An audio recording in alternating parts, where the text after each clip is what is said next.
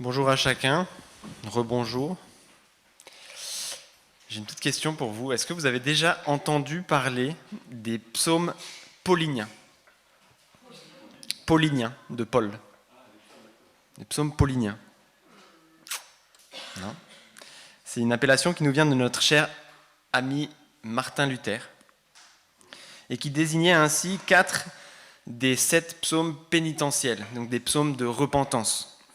Est-ce que vous avez en tête l'un ou l'autre de ces 7 psaumes de repentance? Le 51, je pense que c'est lui qui nous vient le plus facilement.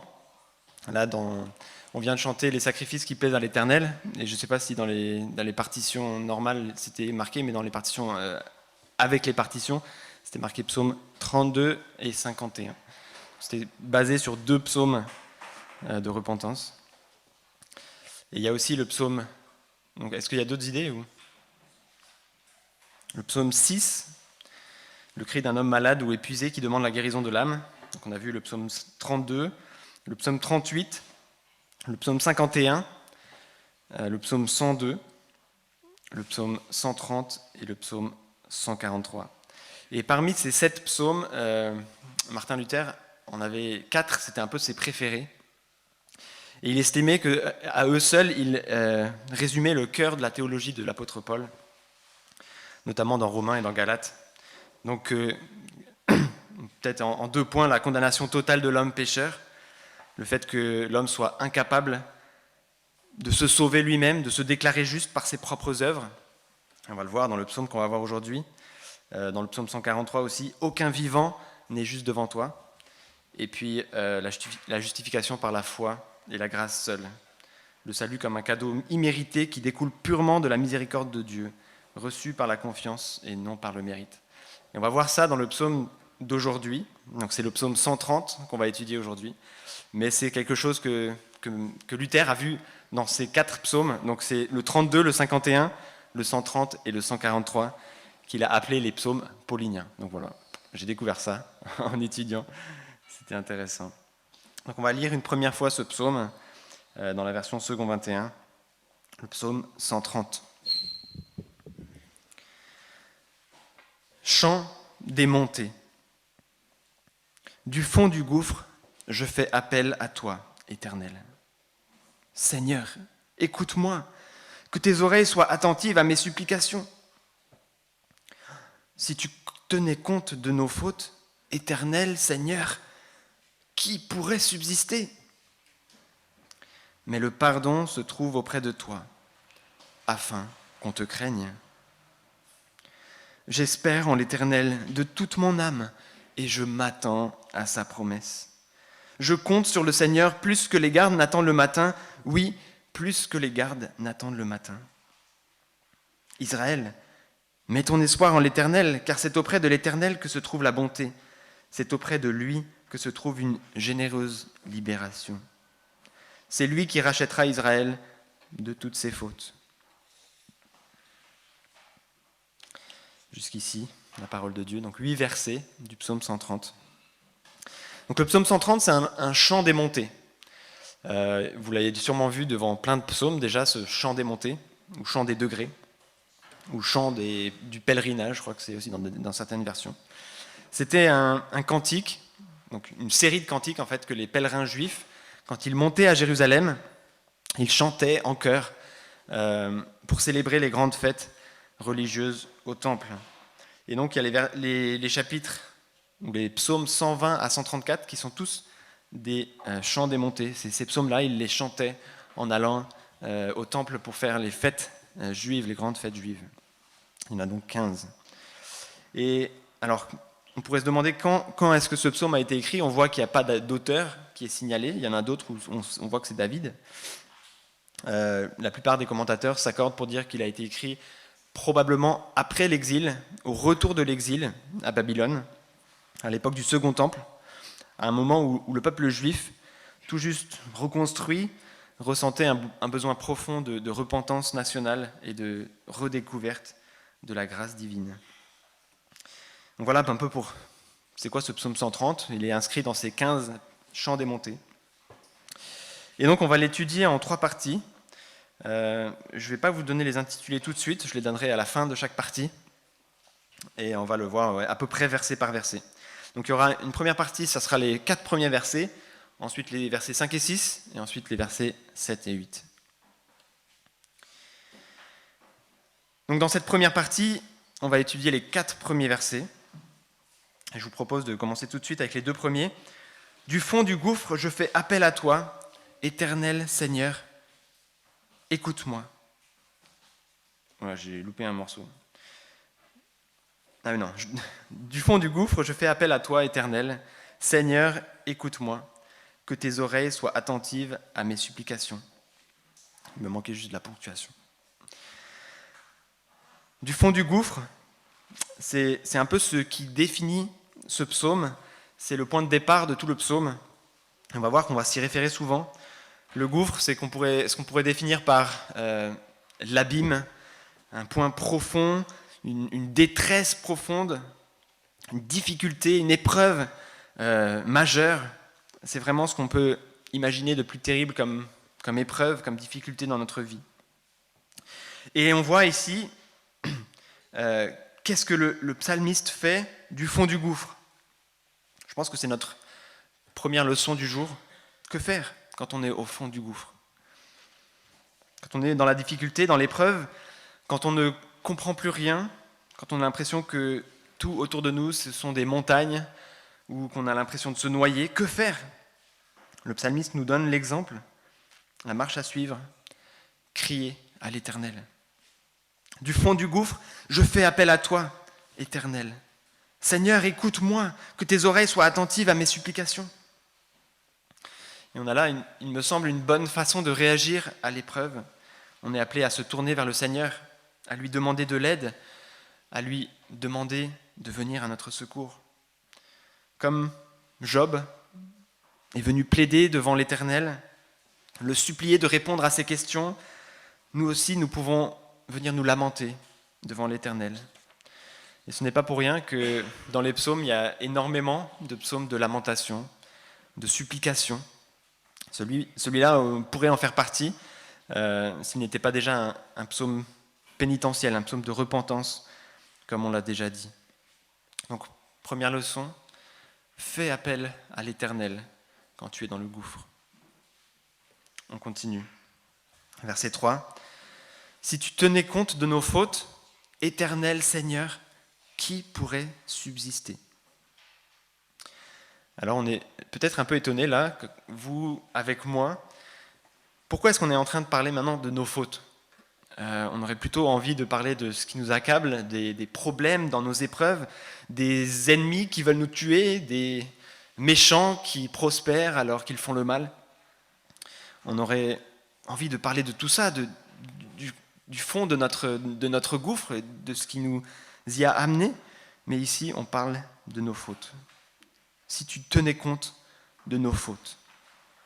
Et ce mot pour faute, on aurait dû plutôt le traduire par iniquité. Dans les chants qu'on a chantés, on a chanté iniquité. C'est un mot un peu compliqué, je pense que c'est pour ça qu'il a été traduit plutôt par faute, mais c'est le mot le plus fort dans l'Ancien Testament pour parler du péché. Iniquité. Si tu tenais compte de tout le mal qu'on fait, de toutes nos iniquités, de toutes nos fautes, de tous nos péchés, Éternel Seigneur, qui pourrait subsister? Et là, vous avez remarqué 2 mots qui se suivent, Éternel Seigneur. Si vous aviez une Bible en anglais,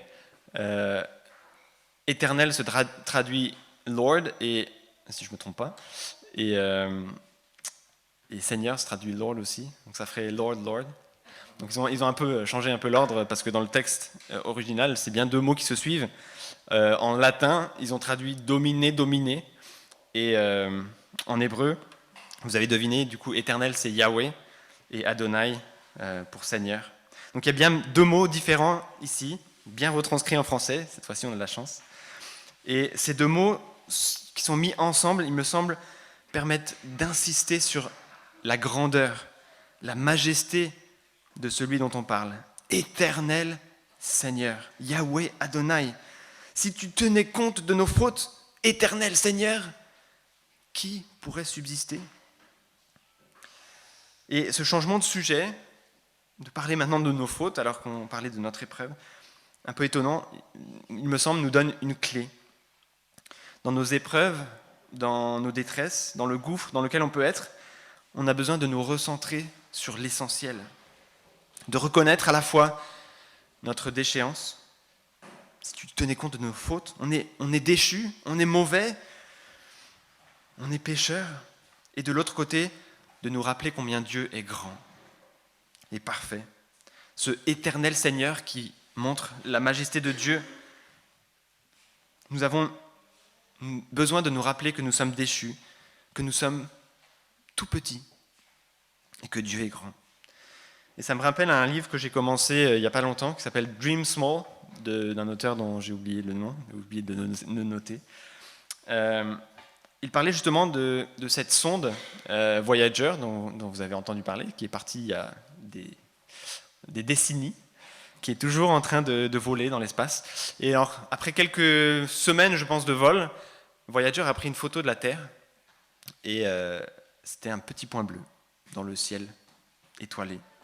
Et pour les gens qui ont vu cette photo, c'était un peu un choc. Bon, bien sûr, ils savaient que la Terre, c'est tout petit quand on regarde de loin, mais de se rendre compte combien on est petit, combien la Terre, en fait, est insignifiante dans l'univers.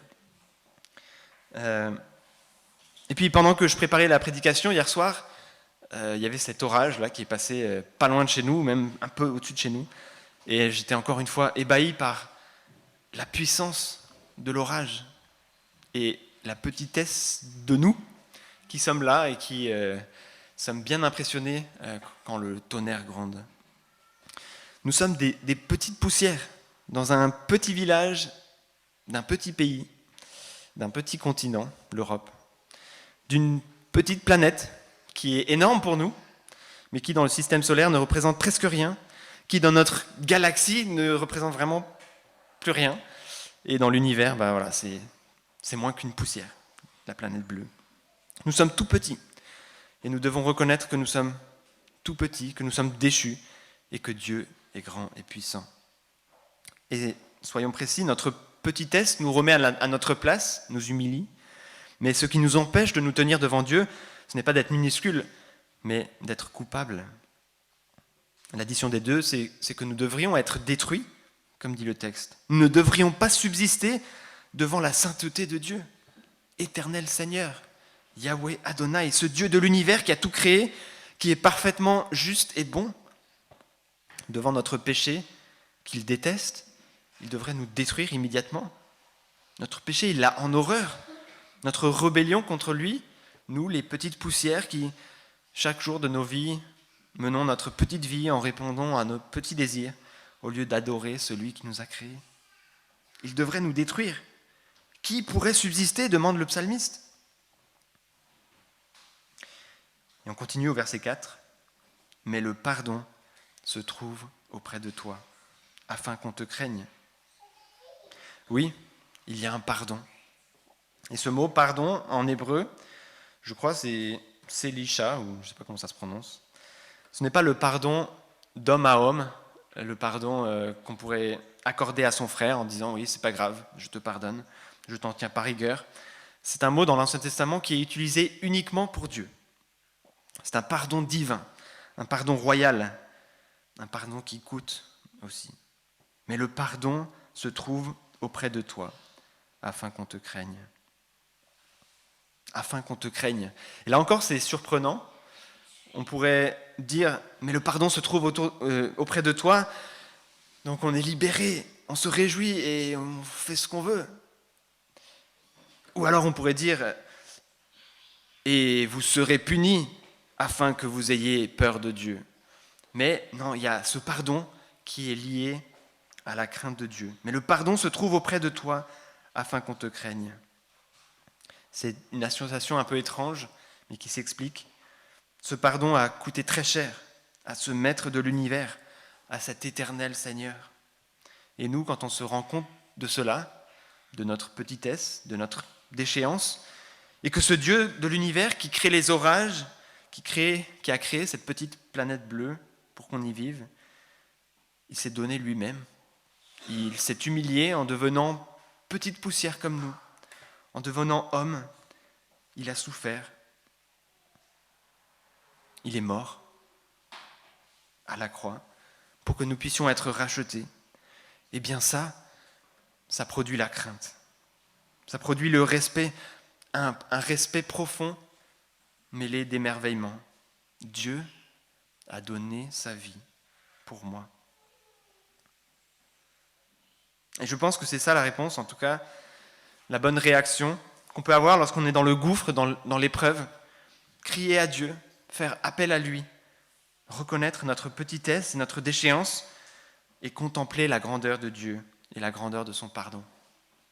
Donc c'est comme ça que j'ai appelé ma première partie.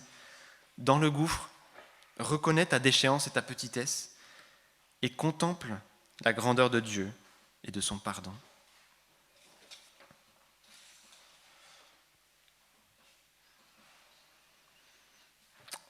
Et ensuite, on arrive à notre deuxième partie, verset 5, après on verra verset 6.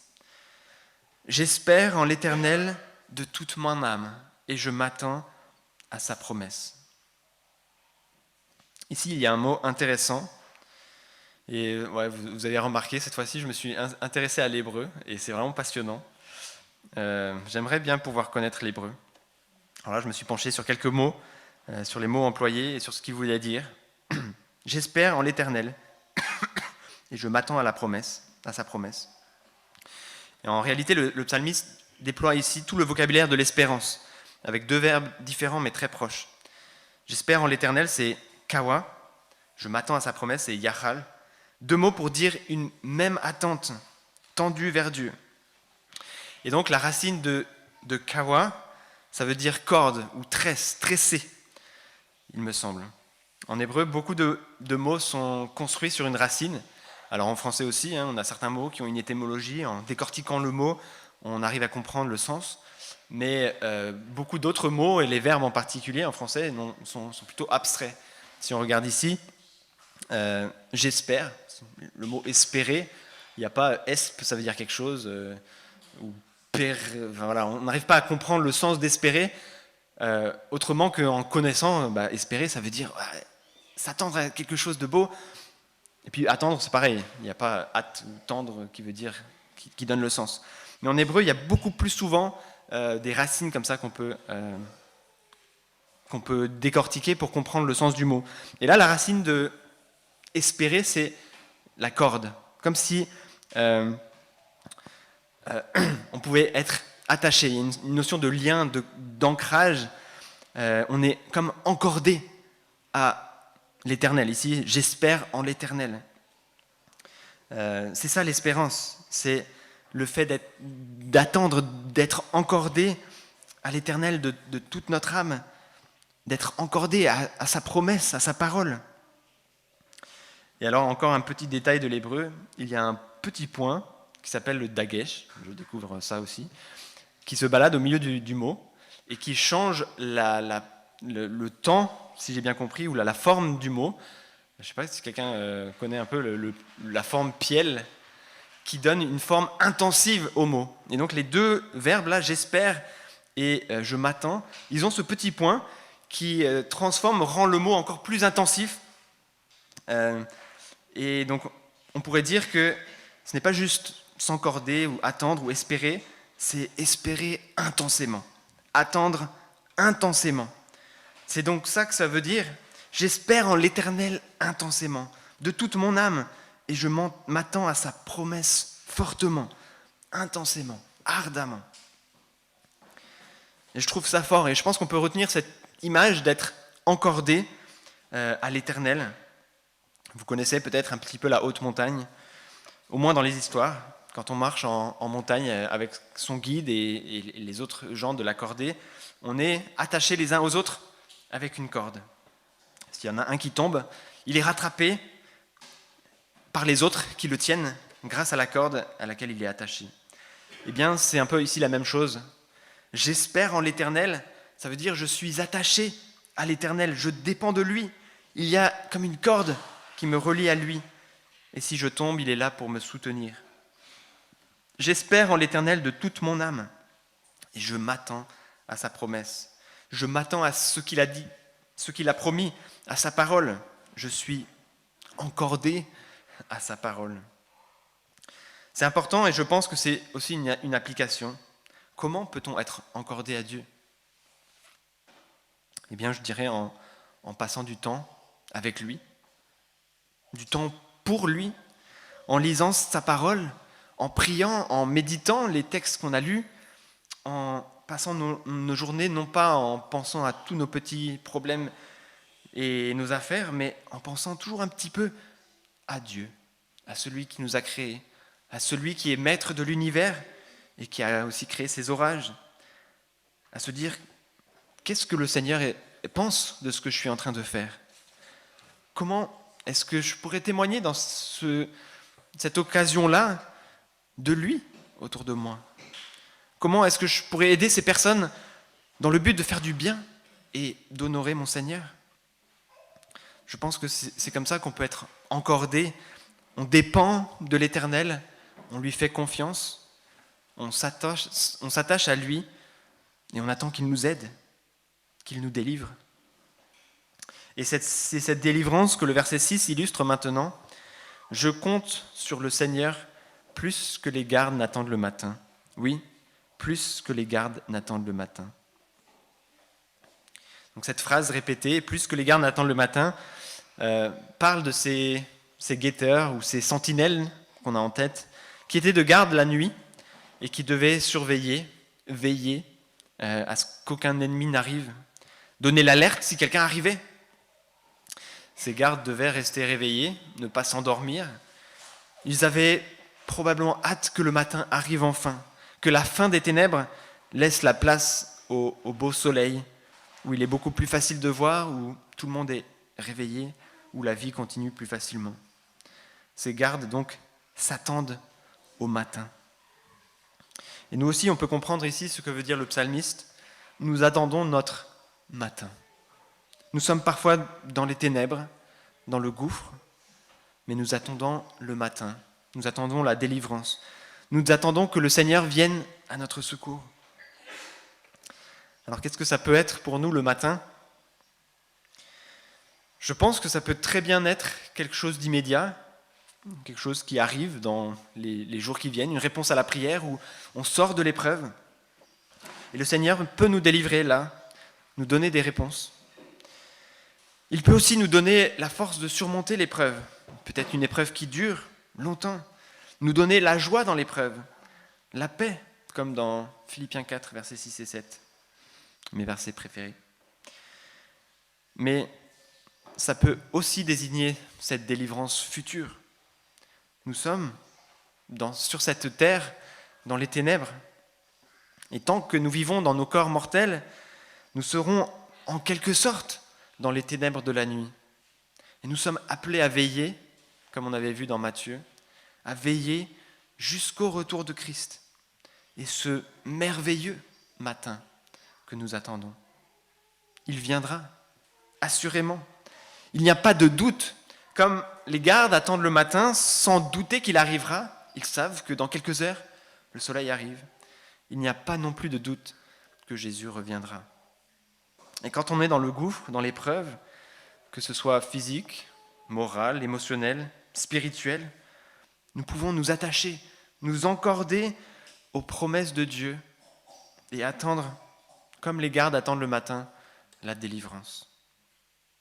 Peut-être que ce sera qu'au bout de notre vie, peut-être que ce sera un jour alors que l'on ne s'attend pas, où Jésus reviendra lui-même nous chercher. Mais cette espérance que nous avons, elle est sûre, elle est infaillible. Nous pouvons compter dessus, comme les gardes comptent sur le matin. Et même si la vie est difficile jusqu'à notre mort, si on est persécuté et on meurt martyr, les promesses de Dieu s'accompliront quand même. Ce matin viendra. Notre Seigneur, on le verra face à face et on vivra pour l'éternité avec lui. Donc cette deuxième partie, c'était les versets 5 et 6, je l'ai intitulée « Du fond du gouffre, encore de toi à Dieu, place ta confiance en lui et attends la délivrance. » Je pense que dans nos épreuves, ce psaume nous invite si on peut faire un petit jeu de mots, à mettre en abîme nos problèmes. Ils peuvent parfois être très graves, et je ne suis pas en train de minimiser les épreuves de quiconque. Parfois, c'est juste impossible de prendre du recul. On a besoin de l'aide souveraine de Dieu. Mais ce psaume nous invite, il me semble, à mettre en abîme, c'est-à-dire mettre en perspective, prendre du recul sur nos épreuves et nous encorder à Dieu, à réfléchir à Dieu, à notre petitesse, notre déchéance et à la grandeur de Dieu et de son pardon. Il nous appelle à nous encorder à lui, à nous attacher, à nous attendre à lui, parce que le matin viendra. Et donc, on arrive à notre troisième partie, les versets 7 et 8, qui sont un appel plus général que le psalmiste fait envers tout Israël. Un appel qu'il nous fait à nous aussi, quelque part, et que nous pouvons faire à notre tour envers les chrétiens qui ont besoin de l'entendre. Peut-être parce qu'ils ont oublié, parce qu'ils se sont éloignés, peut-être parce qu'ils ont juste pris ce qu'ils voulaient dans la parole de Dieu, qu'ils se sont façonnés un Dieu à leur image et qu'ils pensent que ça suffit. Mais l'appel est le suivant. Israël, mets ton espoir en l'Éternel, car c'est auprès de l'Éternel que se trouve la bonté. C'est auprès de lui que se trouve une généreuse libération. La bonté du verset, on le connaît, c'est ce fameux mot si riche, le fameux chesed, cette bonté infaillible, cet amour fidèle de Dieu qui est constant, qui jamais ne faillit. Oui, c'est auprès de Dieu que se trouve la bonté. On peut mettre notre espoir en Dieu parce qu'il est fidèle, parce que ses promesses s'accomplissent, parce que si on est encordé à lui, on sait qu'on ne va pas tomber, qu'on ne va pas mourir dans le gouffre, que la corde ne rompra jamais. On va peut-être mourir physiquement, je ne dis pas on ne va pas mourir, hein, mais on ne va pas tomber de sa main. S'il nous tient dans sa main, il est assez puissant pour nous y garder jusqu'au bout. C'est auprès de lui que se trouve une généreuse libération, nous dit le texte. Alors je pense que nos amis de la seconde 21 ont fait une traduction un peu spéciale. Le mot libération, c'est en fait le mot rédemption, qu'ils n'ont peut-être pas voulu utiliser parce qu'il est un peu compliqué, mais il me semble qu'on perd un peu du sens. Généreuse libération, c'est, dans la seconde 1910 par exemple, c'est traduit « La rédemption est auprès de lui en abondance ». C'est auprès de lui que se trouve la rédemption, le rachat. C'est auprès de lui que nous pouvons être pardonnés de nos péchés parce qu'il nous rachète. Il paie la rançon. Et là, vous vous rappelez peut-être ce qu'on a vu ces derniers mois dans le livre de Ruth, notre chère Boaz, qui a été cet exemple, ce type de Jésus, du point de vue du Rédempteur, celui qui paie pour nous racheter. Alors, ce n'est pas exactement le même mot. Dans Boaz, c'était le Goël, on avait vu, le Rédempteur parent qui rachète ce qui appartient à la famille. Le psaume, lui, utilise un autre verbe pour dire le rachat aussi, mais d'une autre forme. Les deux se rejoignent en Christ. Ici, il est dit que Dieu est celui qui nous rachète. Et c'est vrai. Le psalmiste, je ne sais pas tout ce qu'il avait compris à ce moment-là du plan de rédemption de notre Dieu. Mais il a tout à fait raison. Dieu est notre Rédempteur. Et il termine ainsi, verset 8, « C'est lui qui rachètera Israël de toutes ses fautes. » C'est lui qui rachètera Israël de toutes ses fautes. C'est magnifique ce qu'il est en train de dire. C'est que Dieu va racheter Israël de toutes ses fautes. Ce ne sont pas les sacrifices, les agneaux, les brebis qu'on sacrifie tous les jours dans le temple. Non, qui couvrent les péchés, mais qui n'affranchissent pas du péché. Non, c'est lui qui va racheter Israël de toutes ses fautes.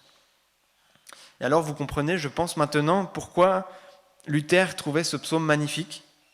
Pourquoi c'était pour lui un de ses psaumes pauliniens. C'est un psaume qui résume magnifiquement l'Évangile. Il a d'ailleurs écrit un cantique, un des premiers cantiques qu'il a écrit, c'était sur ce psaume, qui s'appelle « Aus tiefer Not schrei ich zu dir ». Je ne sais pas si vous comprenez. les germanophones. Du fond de la détresse, je crie en toi, c'est le début du psaume. Et ce chant a été chanté à ses propres funérailles. Nous sommes au fond du gouffre. Nous sommes morts dans nos péchés, dans nos offenses. Si tu tenais compte de nos fautes, éternel Seigneur, qui pourrait subsister ? Mais le pardon se trouve auprès de toi, afin qu'on te craigne. Ce psaume nous parle de Dieu qui nous a offert ce pardon, qui est notre Rédempteur, qui nous rachète de toutes nos fautes, qui a payé le prix en devenant poussière pour nous, cette petite poussière sur cette petite planète bleue. Il a payé le prix pour que nous puissions être sauvés, pour que nous puissions être délivrés, libérés si on veut utiliser le terme de la seconde 21. C'est auprès de lui que se trouve une généreuse libération. Nous sommes libérés de nos péchés, rachetés. Il a payé la rançon. Donc cette troisième partie, c'était du fond du gouffre. Espère en Dieu, car il t'a racheté. Et donc pour conclure, j'aimerais rapidement nous exhorter. Si tu es dans l'épreuve, si tu es dans le trou, dans le gouffre, fais appel à l'Éternel. Crie à lui. Lamente-toi devant Dieu. Supplie-le de t'écouter. Et rappelle-toi les vérités essentielles de la vie chrétienne qu'on a revues ce matin à travers ce psaume. Mais peut-être en abîme, ton épreuve. Rappelle-toi combien incroyable c'est d'être appelé enfant de Dieu, de faire partie du royaume du Maître de l'univers qui est devenu poussière pour nous, afin de nous racheter. Rappelle-toi combien c'est incroyable d'avoir cette espérance, de savoir que même s'il fait nuit dans ta vie, le matin va se lever. C'est une certitude. Dieu prend soin de ses enfants. Il ne permettra qu'aucun ne soit ravi de sa main. Et un jour, les frères et sœurs, nous serons réunis dans la présence de notre Dieu. Il n'y aura plus jamais de nuit. Amen. Je prie encore. Oui Seigneur, tu connais nos vies, nos existences, nos problèmes, les gouffres peut-être dans lesquels nous nous trouvons. Et Seigneur, c'est toi qui nous conduis dans la nuit. Et je te prie, je te demande que nous puissions avoir les forces de venir à toi, de crier à toi, de faire appel à toi dans la nuit, de te demander ton aide, de se lamenter devant toi et d'accepter les réponses que tu veux nous donner dans ta parole. Seigneur, aide-nous à nous rappeler combien nous sommes petits, insignifiants, et combien toi tu es grand. Combien nous sommes pécheurs et rebelles, et combien ton pardon est grand. Ton amour pour nous est énorme. Combien ta bonté, ta fidélité, ta miséricorde envers nous est incroyable et infaillible. Et Seigneur, on ne peut réagir à ces vérités-là que par une crainte profonde, un respect, un émerveillement profond envers toi. Seigneur, je te prie que tu puisses nous rappeler chaque jour ces vérités dans nos vies et que nous puissions les vivre, que nous puissions nous attacher à toi, nous encorder à toi, à ta parole et à tes promesses, que dans chaque instant de nos vies, nous puissions penser à toi, Seigneur. Je sais que c'est difficile, mais Seigneur, tu veux travailler dans nos cœurs et je te prie de le faire, s'il te plaît. Seigneur, je te prie que nous puissions, comme les gardes s'attendent au matin, nous rappeler de l'espérance que nous avons en toi. Seigneur, tu nous délivreras. Peut-être ça va être bientôt, peut-être ça va être dans cette vie, peut-être ça va être dans la vie future. Mais Seigneur, la délivrance arrive, le matin arrive, et nous serons un jour réunis auprès de toi. Seigneur, s'il te plaît, rappelle-nous ces vérités. Rappelle-nous que tu as donné ta vie pour nous réconcilier avec toi, le Dieu de l'univers, toi qui détestes le péché, mais qui nous a aimés. Contre-intuitivement, on pourrait dire, ton amour pour nous dépasse tout ce qu'on peut comprendre. Et on veut s'en rappeler, on veut le comprendre de mieux en mieux, on veut lire ta parole, lire peut-être des livres qui nous aident à mieux te comprendre, mieux te connaître et mieux t'aimer. Seigneur, s'il te plaît, aide-nous tous les jours de notre vie. Amen. Alors on va chanter